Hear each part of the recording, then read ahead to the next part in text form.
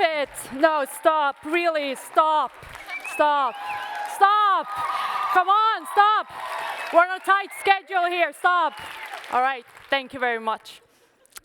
My name is Jannika To, and I'm a lawyer specializing in cybersecurity and digitalization.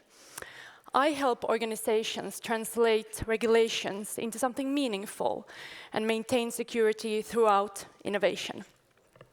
And what that means is, and listen very carefully now, I am a lawyer and I come in peace. Now, thank you, but don't you think for a second I didn't notice that you were judging me when I got up here? Because, I mean, when lawyers get to show up in tech, it's usually the end of a good party, or the very end, after the product has been built, the code is shipped, after something goes sideways, everything blows up, and someone says, well, yeah, this might not be legal.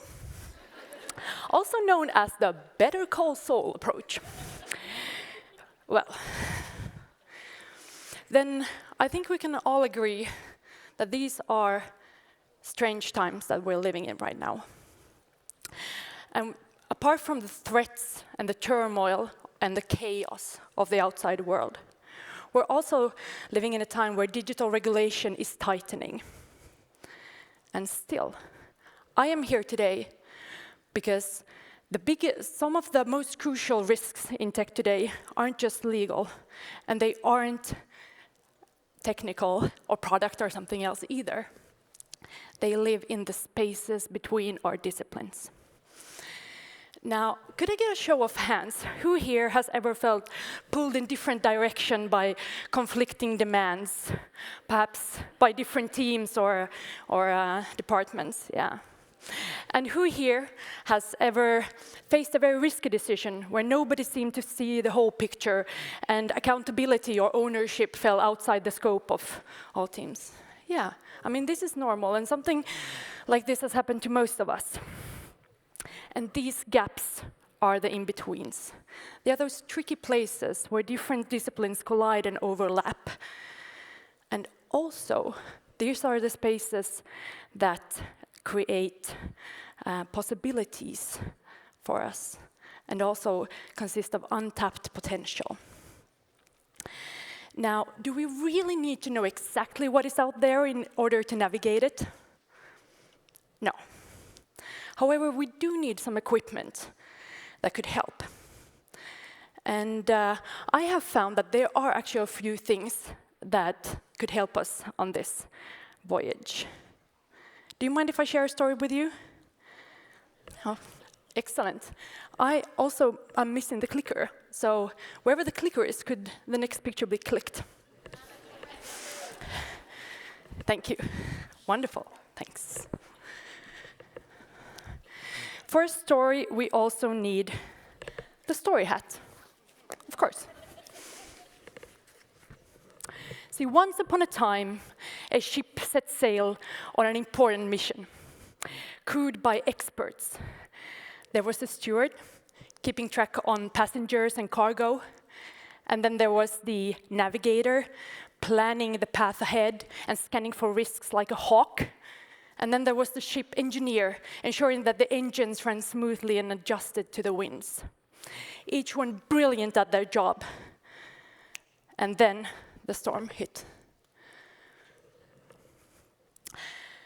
They debated. They couldn't understand each other. They argued and delayed decisions, and the ship was drifting dangerously off course.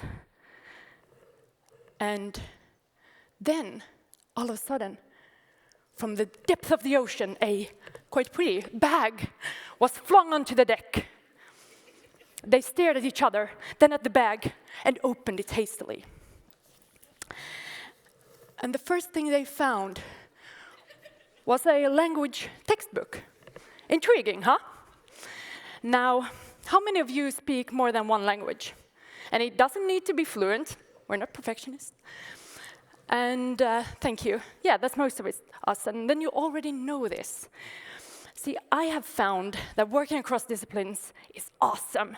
And it's a little bit like learning a new language, right? There are some pitfalls.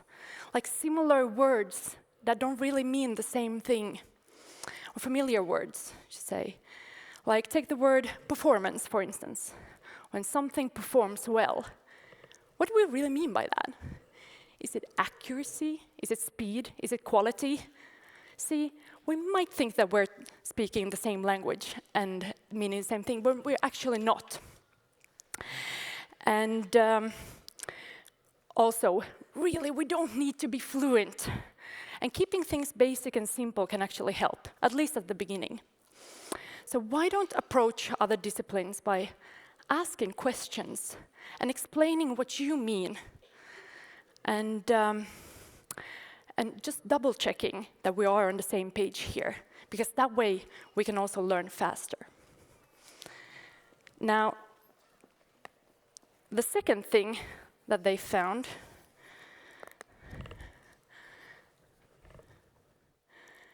is a piece from a game called Labyrinth. How many here recognize this game? Okay, so some of you. For those of you who have not yet had the pleasure, this is a game where all the players are navigating this labyrinth in order to find a specific set of treasures. They only know their own treasures, and they need to find them to win, and they have no idea where anyone else is heading. And here's the twist. Every turn, there is this card being pushed into the board. And what do you think happened when this new card is now there? It rearranges the whole labyrinth. And now we are navigating a completely new reality. Does this maybe sound familiar? Because you see, look, we tend to be so focused on our own tasks that we overlook the complexity of others' work, because we think it's less complicated than our own, because we don't know so much about it. And in doing so, we are playing this game to win. Now, what if we instead would look at others, would look at this game keeping others' paths and treasures in mind as well, and be very mindful how we place this piece, because this piece placed into the board, that is the key, and it holds all the power. So what if we approach it with more compassion, also taking other perspectives into account? And they went back to the bag and found the last item, a phone. Hey, actually, this could be important. Do you mind if I take this? Kidding, of course. So, look,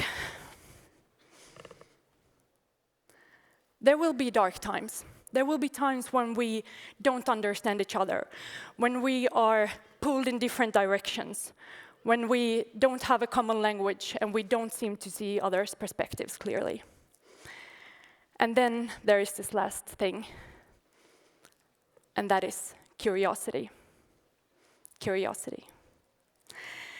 Could I ask you to take out your phone and please stand up if that feels safe for you and comfortable, possible. And please know that if you remain seated, that is equally great as well. And put on your flashlight on the phone like this. You see, curiosity is this constant thing that we all carry inside of us. It's a small spark, not a big burst. And just recognize that we all, look around you, there is this flame in all of us. So what I hope that you will do now is to guide others safely to shore with your curiosity, just as you let them guide you, like tiny lighthouses in the dark. And during lunch, please reach out to somebody new. Be curious and learn something new. And I am also very curious about you.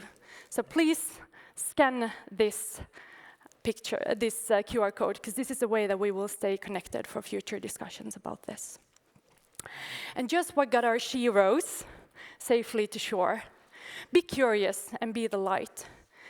Take others' perspectives into account. And embrace not knowing as part of learning together. It's been a pleasure. Thank you.